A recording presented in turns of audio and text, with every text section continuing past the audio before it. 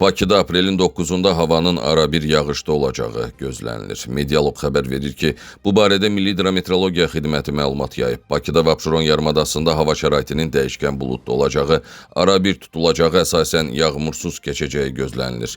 Lakin gecəyə doğru bəzi yerlərdə arabir yağış yağacağı ehtimalı var.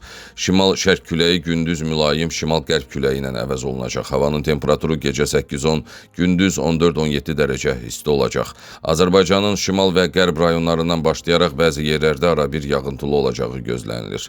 Ayrı-ayrı yerlərdə yağıntının qısa müddətli intensivləşəcəyi, şimşək çaxacağı, dolu düşəcəyi, bəzi dağlıq ərazilərdə qar yağacağı ehtimalı var. Axşam yağıntılar tədricən kəsiləcək, bəzi yerlərdə arabir duman olacaq. Qərb küləyi bəzi yerlərdə arabir güclənəcək. Havanın temperaturu gecə 6-11, gündüz 14-18, dağlarda gecə 3-8, gündüz 8-13 dərəcə isti olacaq.